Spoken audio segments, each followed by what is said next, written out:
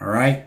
For the Israelites are scattered among all people, and black is a complete social construct made up to control a false narrative. Same as white. What you're looking at on the screen is the invention of the white race. And this guy, it's Antonio Michi is his channel, but he's talking about the scholar, the historian Theodore Allen, which about, I don't know, maybe almost 6-7 years ago, I learned about Theodore Allen, and through Theodore Allen, I discovered Dr. Jacqueline Badalora and Robin DiAngelo. So, and these three individuals, but and used Dr. Jacqueline Badalora's research the most, but her research comes from the writings and the information that was gathered up by Mr. Theodore Allen on the creation of whiteness. So there's no such thing as white people. They made it up. So when you look at what's your race and background, ethnicity, and here in America, and it says white, that's completely and totally made up. It's a false social construct to control a very racist narrative. It is very racist and hateful in nature to refer to someone as black or white. All right. And it sadly is that they've blanketed our people with that nonsense to where they don't want to let it go. When you teach them that, they've embraced the false narrative that their enemy has placed upon them. This is 2 Ezra 6:27, and it reads, "For evil shall be put out, and deceit shall be quenched. As for faith it shall flourish, corruption shall be overcome, and the truth which have been so long without fruit shall be declared." All right, and unfortunately for many Israelites, they do not want to embrace the truth. They embrace the falsehood of blackness when their skin is physically and visibly brown when you look upon it. All right, Shalom. I want to give all the praise, honor, and glory to Yahweh Bahasham, Yahweh Shai Bahasham Rakakwadash. Double honors to the apostles and elders, a great millstone who taught me this truth. Shalom to the hopeful elect. I'm back with another quick lesson through the Holy Spirit of Rakakwadash.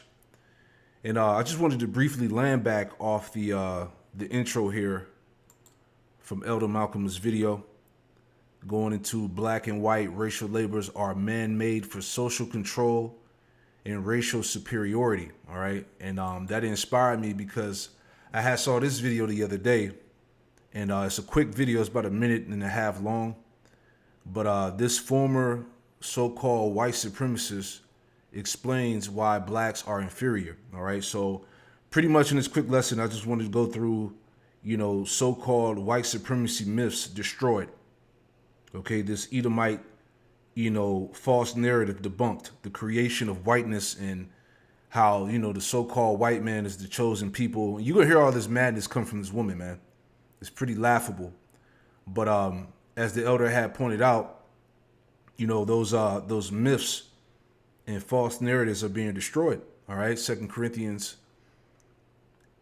10:4 says, "For the weapons of our warfare are not carnal, but mighty through the Most High to the pulling down of strongholds." All right. So these strongholds, these barriers are being broken. All right. So now the truth is being declared. 2 Corinthians 10:5, casting down imaginations. So-called white supremacy, the creation of whiteness, that false narrative is being debunked, right? Casting down imaginations and every high thing that exalted itself against the knowledge of the Most High, and bringing into captivity every thought to the obedience of Yahweh Shah HaMashiach, right? So we're going to play this video through, and then we'll play it again.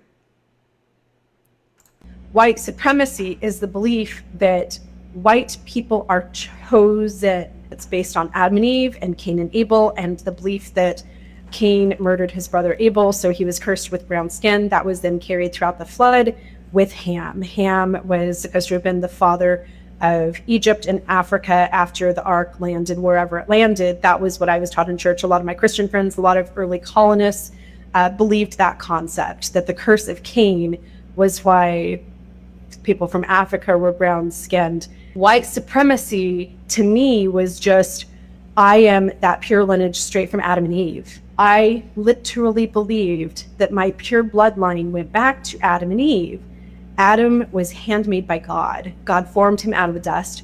And in the Bible, when it says that God made Adam in his image, to me as a Christian and a believer in the Bible, literally, that Adam and Eve was literal, that Heavenly Father was literal. I believed that God was white.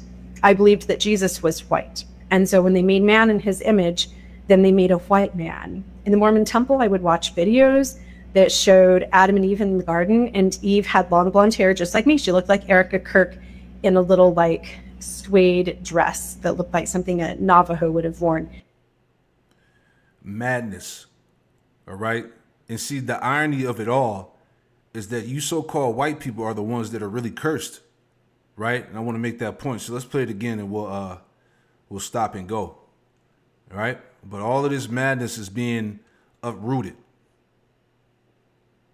White supremacy is the belief that white people are chosen. It's based on Adam and Eve and Cain and Abel, and the belief that Cain murdered his brother Abel, so he was cursed with brown skin. That was then carried throughout the flood with Ham. Ham was supposed to have been the father of Egypt and Africa after the ark landed wherever it landed. That was what I was taught in church. A lot of my Christian friends, a lot of early colonists. Yeah, real quick. And that whole, curse of Ham is really going back to the curse of Canaan, right? Because we're not Hamites. Let's pull that up.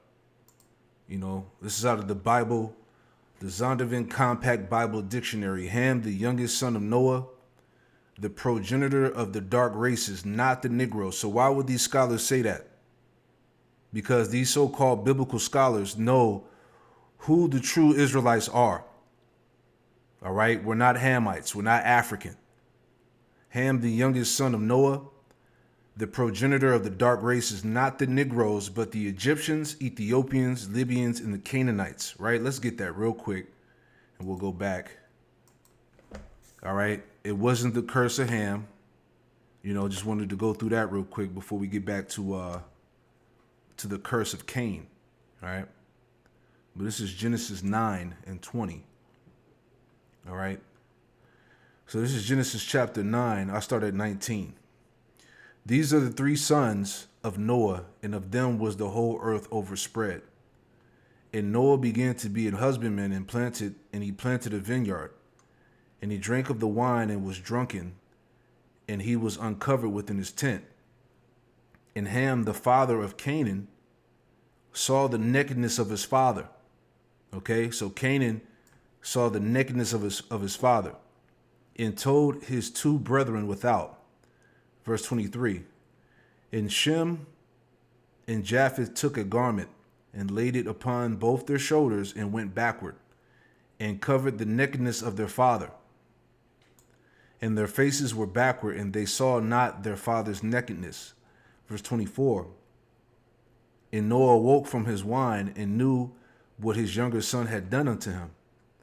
And he said, cursed be Canaan. All right, not Ham, but his son Canaan. Cursed be Canaan, a servant of servants shall he be unto his brethren. All right, so that's what that's going into. All right, this has nothing to do with so-called black people, so-called Negroes, man.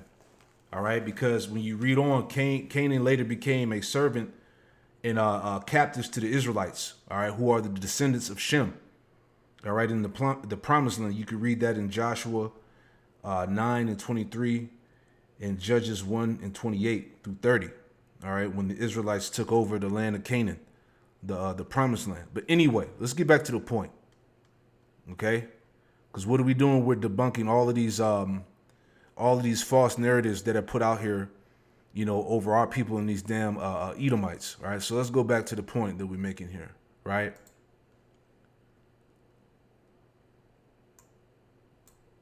White supremacy is the belief that white people are chosen. It's based on Adam and Eve and Cain and Abel, and the belief that Cain murdered his brother Abel, so he was cursed with brown skin. That was then carried throughout the flood with Ham. Ham was supposed to have been the father of Egypt and Africa after the ark landed wherever it landed. That was what I was taught in church. A lot of my Christian friends, a lot of early colonists believed that concept, that the curse of Cain was why people from Africa were brown skinned. Yeah, so the curse, she's saying she was taught growing up in her church, all right? Like most of these Edomites, they were taught, through the curse of Cain is how black people were cursed with brown skin, or what they would call black skin, because we're not black, right? But I want to go through that, right? And just make the point that the irony, right? It says Genesis 4:8. It says, and Cain talked with Abel his brother, and it came to pass when they were in the field that Cain rose up against Abel his brother and slew him. And the Lord Yahweh Ba'ashem Yahushai said unto Cain, where is Abel thy brother? And he said, I know not. See? And Cain was the first liar, Where is Abel thy brother? And he said, I know not. Am I my brother's keeper? And he said, what hast thou done? The voice of thy brother's blood crieth unto me from the ground. So Abel's spirit was crying out against what Cain had did. Verse 11. And now art thou cursed from the earth, which have opened her mouth to receive thy brother's blood from thy hand. When thou tillest the ground, it shall not henceforth yield unto thee her strength. A fugitive and a vagabond shalt thou be in the earth, right? So pretty much the earth wouldn't yield forth its full strength. The ground wouldn't yield fruit. It wouldn't. Cain wouldn't have that productivity. All right, because he's cursed. And it's the same now dealing with the Edomites, man. The earth can't yield its true strength because the earth is being ran by the wicked. It says a fugitive and a vagabond shall thou be in the earth, right? So pretty much from that point, Cain has been fleeing from judgment. All right. And he wouldn't have a true homeland. He would be pretty much restless and all over the earth as he is now, as his descendants are now. Verse 13, and Cain said unto the Lord, Yahweh Shemel Shah, my punishment is greater than I can bear. Behold, thou hast driven me out this day from the face of the earth, and from thy face shall I be hid, and I shall be a fugitive and a vagabond in the earth, a wanderer. And it shall come to pass that everyone that findeth me shall slay me. Verse 15, the point. And the Lord Yahweh Shemel Shah said unto him, therefore whosoever slayeth Cain, vengeance shall be taken on him sevenfold. And the Lord Yahweh Shemel Shah set a mark upon Cain, lest any finding him should kill him. Right? So that mark that was placed upon Cain was Cain. It resulted in Cain losing his pigmentation. Okay, his melanin. That's what that goes into. And I find it funny, right? As all of these social constructs are being torn down by the spirit of truth, and how Esau used that false narrative to proclaim his so-called whiteness as being pure and all of that. It's all being found out. All right, that these so-called white people are actually the cursed people. The cursed seed of Cain. All right, that came back as the Edomites, man. You see that? These Edomites have that mark of Cain. All right, going into that leprosy. And what's heavy, and I played a video. I had done a lesson on it about a few years ago, but I was just looking up the mark of Cain. I said mark of Cain was leprosy, and this is what the Chat GPT gave me. So it gave us the verse that we just read in Genesis 4:11 through 15, right? But I just want to read this part here. Ancient interpretations. It says throughout history, different groups have speculated on what the quote mark was. Some ancient Hebrew and rabbinic tradition suggested it could have been a skin change or affliction, similar to leprosy, right? It says, which often resulted in the skin turning white. See Leviticus 13. See? Others believe it was a tattoo-like mark, a horn, or even a spiritual sign visible only to others through divine means, right? So it goes back to that mark of leprosy, as we were reading right here, right? And the Elder Apostle Har, he goes into it real quick, and I want to play that too. All right. I did this lesson back in 2019, right? But check this out. Ye turn back, dwell deep, O inhabitants of the dead, for I will bring the calamity of... These are lands of T-Man, Dedan, Bozrah. Those are ancient lands back in the east where Esau used to dwell. Now we know that the Most High is not talking about the ancient lands. He's talking about the lands now. So Bozrah, Temanites are talking about the Edomites, mainly the Germans, because they were the brains of the Edomites. Go ahead. It says, for I will bring the calamity of Esau upon him, the time that I will visit him. Yeah, so the Most High is getting ready to visit you Edomites. And you are the red Hebrew Edomites. Con. You are the Edomites. You're not white people, you know? You're not an off-white? You're not European. You're not an off-white. You're not a beige. You're red. You're different. Really, actually, you're pale, and the red blood shows through your skin. That's why you look red, all right? Yeah, that goes back to the curse the Lord put on Canaan. Yep. Cain. Yep. So there you go. Can't get around it, man. You know, hey, those strongholds are being debunked. They're being torn down. You know, so that's what I was thinking about, man. Again, the so-called white supremacy myths destroyed, man. Right? The irony of it all, right? They talk about us being the cursed people. Really is you Edomites. You were cursed with that leprosy, man. That white skin, so-called, right? That pale red skin. You see? Let's play some more. People from Africa were brown skinned. White supremacy to me was just, I am that pure lineage straight from Adam and Eve. I literally believed that my pure bloodline went back to Adam and Eve.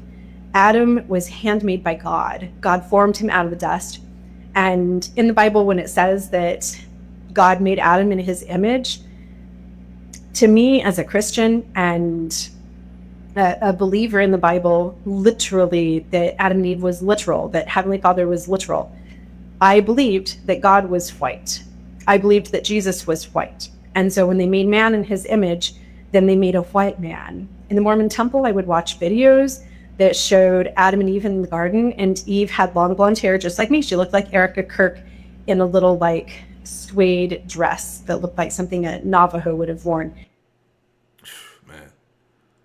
All right, real quick. Isaiah 28.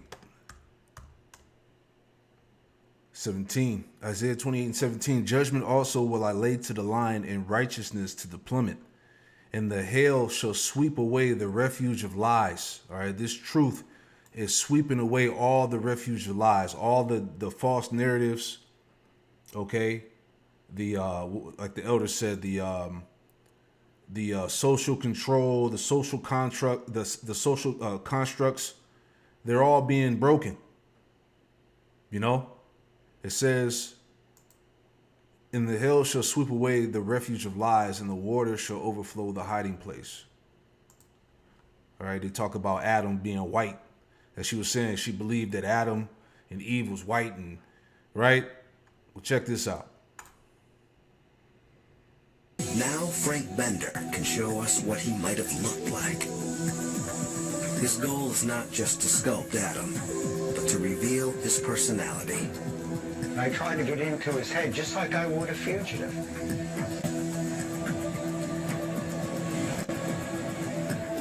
Intuition is the binder between art and science. It's the part that pulls it all together and gives it that life, that spark. I picture him very much alive and with a lot of the basic feelings that we have today. Confidence at one point, insecurity at another. Finally, Wells comes face to face with the man he's been searching for. A new portrait of the common ancestor of every man today. Adam.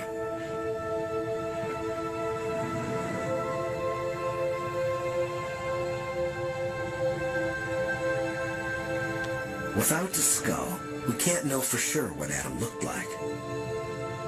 But a combination of genetic evidence, Bender's forensic skills, and cutting-edge computer software suggests he looked something like this. Thousands of years after the Bible, and hundreds of years after Michelangelo, we have a whole new face for Adam. I like the expression. He's got a very forceful look. He's intent on something, maybe taking over the world. You begin to get perhaps an insight into why these guys won out and why this guy's our ancestor. Science can't tell for sure what set Adam apart. There were other men who lived alongside him. But over the centuries, all the other men's lines died out. Maybe some had only daughters, or no children at all. Their Y chromosomes were lost forever. Only Adam's lineage survives. There you go. So-called white supremacy debunked. All right. And we are that lineage, of Adam, the sons of God. All right. All the way through Adam, Seth, our fact set, the lineage of Shem, all the way down to Abraham, Isaac, and Jacob. All right. And the 12 tribes.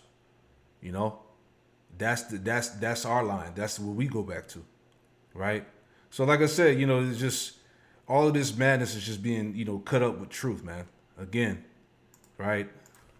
Not to be all over the place, right? But I just wanted to put that together, Lord willing, it was edifying. All right. Deuteronomy 33 in verse 29, it says, "Happy art thou, O Israel, who is like unto thee, O people saved by the Lord, Yahweh Shem Shai, the shield of thy help, and who is the sword of thy excellency, and thy enemies shall be found liars unto thee, and thou shalt tread upon their high places." Right? So that's pretty much the point, man. That's that's what I was thinking about as I saw this lesson from the Elder Malcolm, man. All right, all of that stuff is all of these social constructs are being ripped apart and torn down, man. Shalom.